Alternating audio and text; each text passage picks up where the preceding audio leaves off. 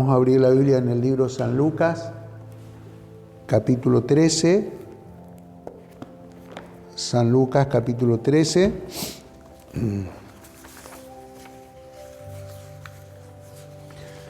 Y bueno, este mes comenzamos hablando de la iglesia, ¿sí? De la importancia de congregarnos, de estar, de la importancia de tener una iglesia local, una congregación. Y en San Lucas 13:12,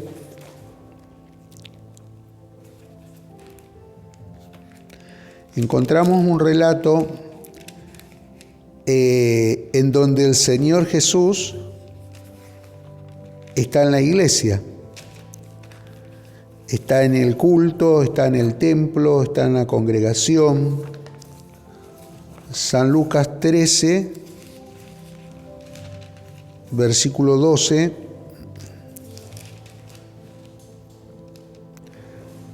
Amén. Dice la palabra de Dios: cuando Jesús la vio, la llamó y le dijo: mujer, eres libre de tu enfermedad. Y puso las manos sobre ella, y ella se enderezó luego y glorificaba a Dios. Y podemos leer desde el versículo 10 como para entender el relato o el contexto de esta situación, donde dice: enseñaba a Jesús en una sinagoga en el día de reposo.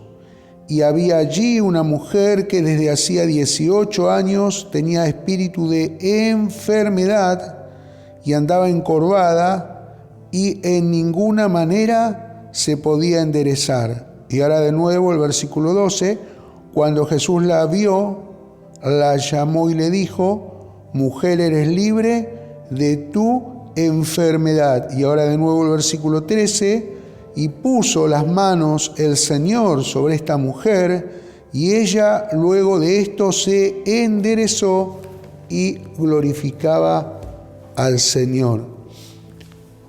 Bueno, una palabra para animarnos a seguir congregándonos, porque este texto podemos verlo de distintas maneras, pero una de ellas que yo quiero compartir para nosotros y para los que vayan a ver este video es la iglesia del Señor, la importancia que tiene la congregación, una congregación, la importancia que tiene el comprometernos con asistir a nuestras reuniones, seamos el número que fuese.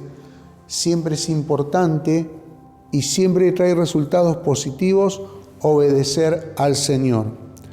Lo primero que vemos acá en el versículo 10 dice: enseñaba Jesús en una sinagoga en el día de reposo.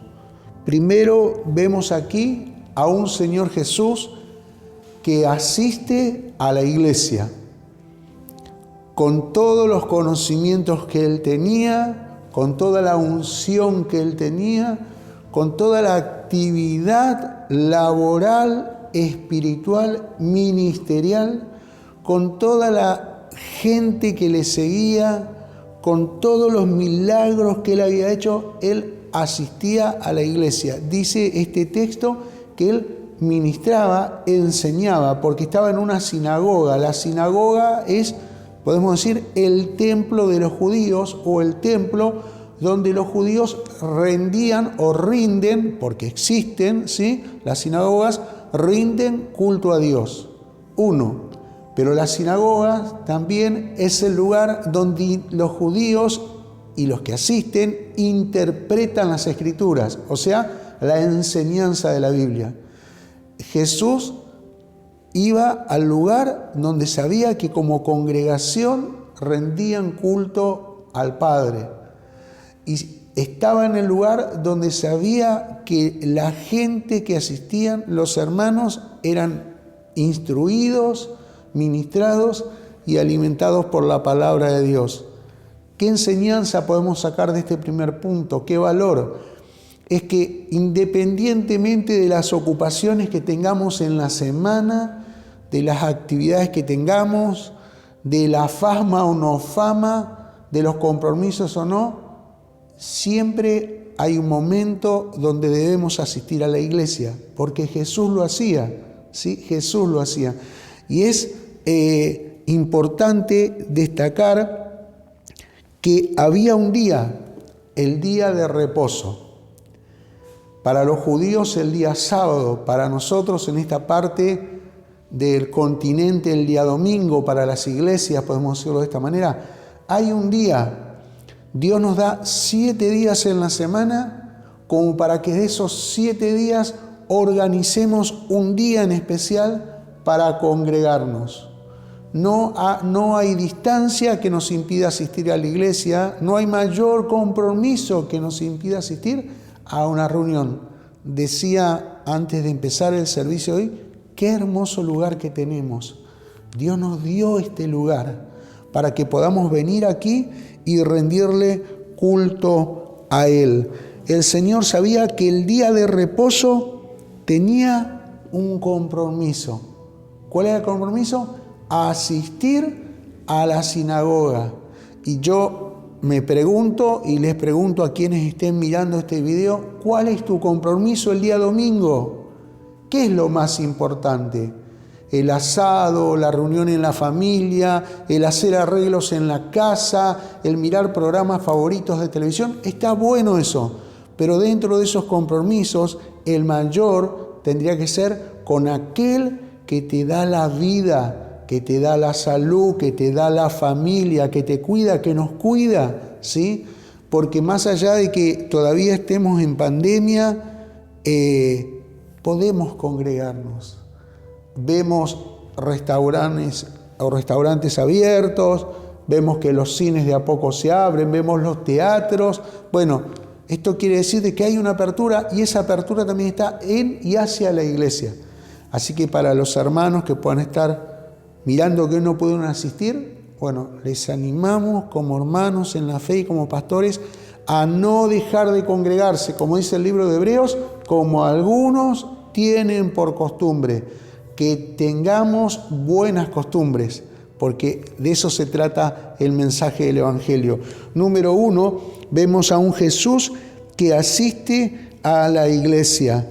Número 2, vemos que en la iglesia asisten personas con diferentes necesidades.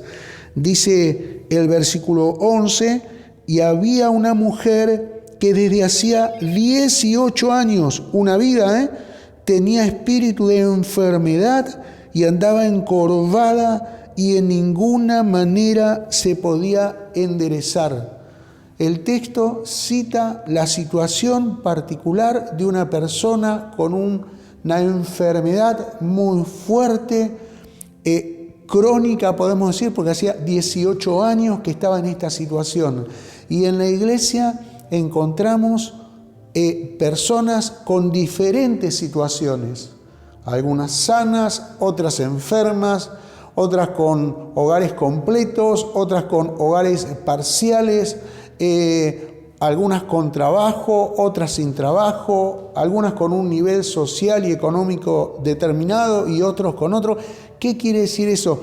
Que en la iglesia somos todos iguales delante del Señor, pero tenemos nuestras necesidades, tenemos nuestras dificultades, como también tenemos aquellas cosas que nos sirven para bendecir al otro hermano. Entonces esto nos enseña también que al no ser todos iguales en el contexto, podemos decir, físico, social, sí, o espiritual, como querramos decirle, aunque para Dios somos todos iguales, cada uno tiene distintas necesidades y en la iglesia nos conocemos y qué bueno es eso, saber que no todos ante distintos estímulos reaccionamos de la misma manera. Por eso dice el texto que Jesús miró la situación de esta mujer y no todos reaccionamos de la misma manera. Quizás alguno que viene ora de una manera, otro ora de otra, algunos toman la palabra de una manera, otros lo toman de otra forma, pero qué bueno es asistir, porque si esta mujer no hubiera asistido a la iglesia, Jesús no la hubiera visto ahí en el templo. Jesús no hubiera visto de manera detallada su necesidad. Y yo creo que si esta mujer estaba en la sinagoga era porque tenía una necesidad, tenía una demanda espiritual, una demanda física en donde necesitaba que Dios obrara en favor de su vida. Recordemos que cuando Jesús enseña en la sinagoga, ya su ministerio se había expandido, ya sus milagros eran conocidos, ya los discípulos le estaban siguiendo, no era un desconocido. Y allí dice el texto que Jesús ve la situación de la mujer. Y miren cómo describe la situación de la mujer. Hacía 18 años que estaba enferma, una vida, un montón, ¿sí? Pero sin embargo, ese día Jesús quiso obrar en favor de ella. Esto digo porque a veces las personas asisten, se congregan, piden un milagro, tienen una necesidad y ante la no respuesta a esa necesidad o dejan de asistir o se cambian de congregación. Y eso tampoco es bueno, porque la congregación, como hemos hablado al principio de mes, es la familia espiritual. Y la familia se va construyendo con el tiempo, se va construyendo en las victorias y se va construyendo en las derrotas. Y eso también es la iglesia. Ahora, la situación de esta mujer, 18 años, pero ese día dice el texto que el Señor la miró, 18 años, que tenía una enfermedad y andaba encorvada a tal punto que no se podía enderezar. Y yo pienso, en aquel entonces no había taxi, no había colectivo, no había auto. Qué difícil debe haber sido para ella asistir a la sinagoga ese día. Encorvada, sin poder enderezarse, sabiendo que la sociedad le miraría de una manera distinta, porque en aquel entonces era así también, pero sin embargo, ella hizo el esfuerzo y estaba en el templo. No sé si se tendría que haber levantado para ir el domingo a la mañana, o ir el domingo a la tarde, o el sábado, que era el día de reunión de ellos, no sé, pero no le importó y fue. No sé cuánto tiempo haría que asistía a la sinagoga, pero fue. Y Dios miró su obediencia y la recompensó. La bendijo, dice el texto. Entonces, número 2, en la iglesia sabemos que asisten distintas personas con distintas necesidades. Y qué bueno es saber, el número 3, que en la iglesia siempre encontraremos una palabra que nos va a bendecir.